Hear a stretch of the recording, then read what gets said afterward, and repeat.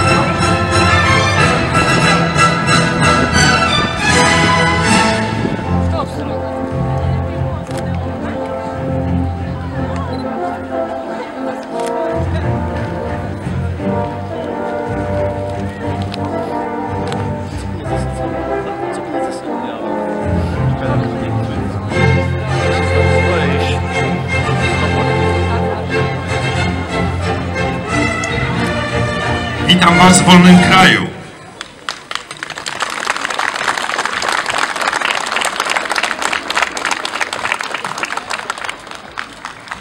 Za Wasza obecność tu w tym miejscu, gdzie za chwilę będziemy dziękowali Opatrzności Bożej za dar wodolności, świadczy dobitnie żeście wzięli sobie do serca słowa wielkiego naszego prymasa, księdza Wyszyńskiego, który powiedział dawno temu takie oto słowa: najważniejszy obowiązek spoczywający na nas współczesnych i na młodym pokoleniu to obowiązek szacunku dla własnej historii. I właśnie dziś, w tym cyklu uroczystości, które przewijają się przez cały nasz kraj, to jest to wielkie serce tych, którzy obecnie żyją, całego narodu składanego tym dobrodziejom, którzy tą wolność wywalczyli. I między innymi wy, kochani, pomimo niepogody, pomimo chłodu, ale z rozpromienionymi twarzami widzę te uśmiechnięte najmniejsze dzieci, którym się też to udziela. Wiedzą, pewnie nie do końca, ale wiedzą, że jest coś ważnego, coś się ważnego dzieje w Polsce i w naszej gminie. Drodzy Państwo, nigdy pewnie dość słów, które będą świadczyły o naszej wdzięczności wobec tych pokoleń, które już przeminęły, a które wywalczyły, wymodliły, wypłakały tą wolność, której ukoronowaniem był 11 listopada 1918 roku. Nam ta wolność została dana, nie mówię w prezencie, ale została ona i zadana, żebyśmy jej prawidłowo używali i przekazywali, pielęgnowali następnym pokoleniom. Drodzy Państwo, dzisiejszy akcent, ten sierakowicki, w tym wielkim kalendarzu uroczystości imprez związanych z stuleciem niepodległości, ma jeszcze jeden akcent. Drodzy Państwo, jak wspominałem, oddajemy szacunek tym wszystkim naszym bohaterom, tym znanym, jak Piłsudskiemu, jak Dmowskiemu, jak wielu, wielu innym naszym generałom, którzy walczyli o naszą wolność. Ale też, i drodzy Państwo, dzisiaj chcemy dzięki hojności fundatorów, za chwilę zostanie pobłogosławione popiersie księdza Bernarda Łosińskiego, jednego z naszych ważnych bohaterów.